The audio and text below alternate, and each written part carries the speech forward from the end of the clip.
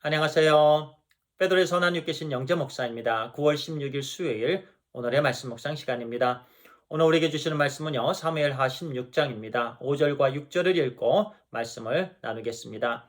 다윗 왕이 바후림의 이름에 거기서 사울의 친족 한 사람이 나오니 게라의 아들이요 이름은 시므이라. 그가 나오면서 계속하여 저주하고 또 다윗 왕의 모든 신하들을 향하여 돌을 던지니 그때 모든 백성과 용사들은 다 왕의 좌우에 있었더라. 네, 오늘의 말씀의 제목은요. 아히도벨, 무비보셋, 시므이를 통한 역경과 깨달음입니다. 다윗은 그의 아들 압살롬의 반란으로 예루살렘을 떠나서 피난길에 올랐죠. 신하들과 백성들이 함께 했습니다. 피난 중에 다윗은 마음의 고통이 심했습니다.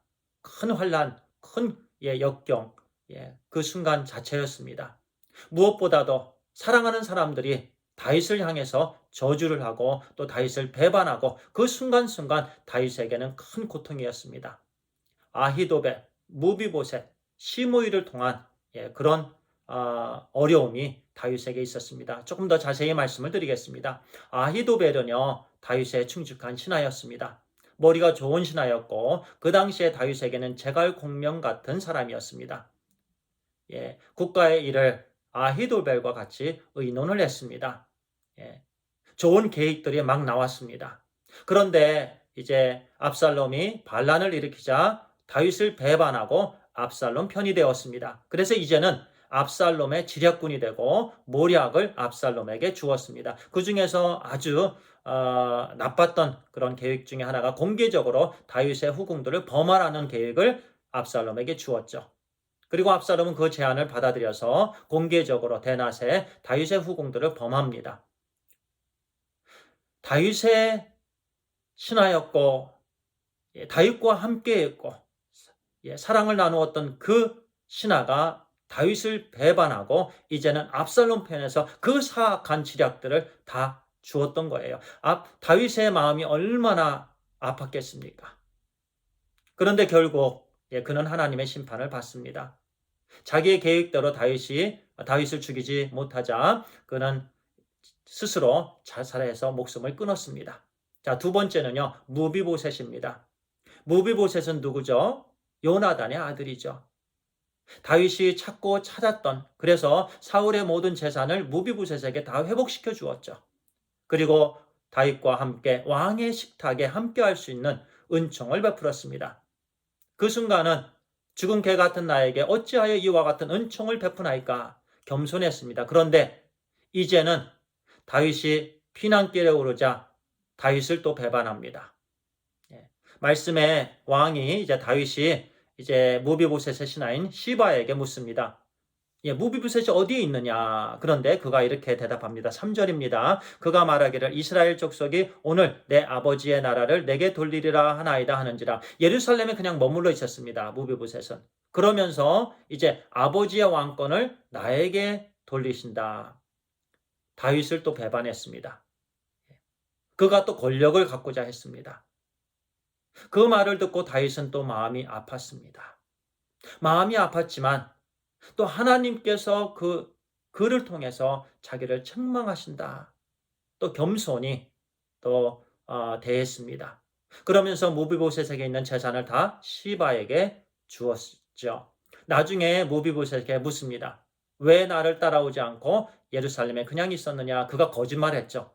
나는 피난길에 올랐다고. 그래서 그의 재산을 다시 다 반절을 이제 또 무비보셋에게 주었습니다. 그리고 이제 시므이를 통한 마음의 고통입니다. 금방 읽었던 말씀처럼 시므이는 그 피난길에 다윗을 따라오면서 저주를 막 퍼붓습니다.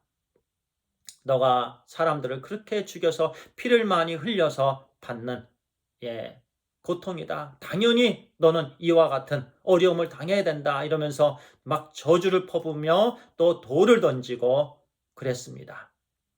그 가운데 이제 듣다 못해 그의 종 9절에 보니까 스루야의 아들 아비새가 왕께 여짜오되 그러면서 왕은 어찌하여 그와 같은 저주를 계속 듣습니까? 제가 가서 그를 죽이오리까?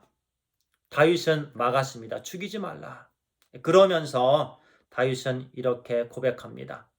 그가 저주하는 것은 여호와께서 그에게 다윗을 저주하라 하심이니 내가 어찌 그리하였느냐 할 자가 누구겠느냐 하고 예, 죽이는 걸 막았습니다. 그냥 내버려 두라. 왜냐하면 하나님께서 그를 통하여서 나를 책망하신다. 다윗은 이런 사람이었습니다. 겸손한 사람이었습니다. 어떤 사람이건 어떤 상황이건 그 배후에서 하나님께서 계시다라는 것을 그는 인정했습니다. 그리고 모든 것을 다 하나님께 맡겼습니다. 하나님의 처분에 맡겼습니다. 하나님께서 아히도벨을 통해서 하나님께서 무비보셋을 통해서 하나님께서 시므이를 통해서 지금 나를 책망하신다. 겸손히 그 모든 저주, 겸손히 그 모든 고통을 다 받았습니다. 그리고 그들을 직접 죽이지 않았습니다. 그렇게 다윗은 겸손한 사람이었고 하나님께 모든 것을 다 맡겼습니다. 우리가 그와 같은 삶을 살아야 되는 줄 믿습니다. 때때로는 사람들이 우리를 저주합니다. 우리에게 돌을 던지고 우리에게 손가락질을 합니다. 그때마다 우리는 그 배후에서 하나님께서 섭리하시는구나. 하나님께서 나를 다스리고 계시지. 이 모든 부분에 하나님만이 재판장이 되신다.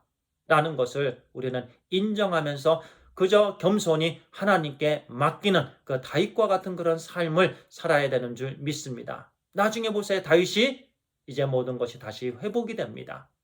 왜냐하면 피난길에서 그렇게 겸손했고 하나님께 모든 것을 맡겼기 때문에 그렇습니다. 우리도 어려움과 시험, 여러 가지 고통이 있을 때마다 그 배후에서 역사하시는 하나님을 바라보아야 되는 줄 믿습니다. 하나님의 섭리를 우리는 믿어야 됩니다. 의지해야 됩니다. 하나님께서 우리를 버리지 아니하십니다. 때때로는 고통 가운데, 때때로는 환난 가운데, 어려움 가운데 지나가게 하십니다. 그러나 하나님의 사랑입니다. 겸손히 하나님께 다 맡기고 우리가 막 하는 게 아니고 그저 하나님께서 모든 일을 하신다. 이렇게 믿고 하나님께 감사하며 나아갈 때에 우리의 모든 그런 고통과 어려움이 이제는 승리로 기쁨으로 변하게 해주시는 줄 믿습니다. 기도하겠습니다. 아버지 하나님 감사합니다. 다윗이 피난길에 아히도벨, 무비보셋, 시므이를 통해서 그 모든 역경과 어려움을 겪었지만 그러나 배후에서 하나님께서 함께 하심을 그는 온전히 믿었기 때문에 하나님의 처분을 받았고 그래서 그는 나중에 또 회복하게 되었고 우리가 그와 같은 삶을 온전히 살게 해 주시옵소서. 하나님 때로는 어려움과 시련이 우리에게 있지만은 그러나 배후에서 역사하시고 섭리하시는 그 하나님을 바라보게 해주시고 겸손히 하나님만 붙잡고 나아가게 해 주시옵소서. 하나님의 말씀 또 의지하게 해 주시옵소서. 우리 주 예수 그리스도의 이름으로 기도를 드리옵나이다. 아멘. 감사합니다.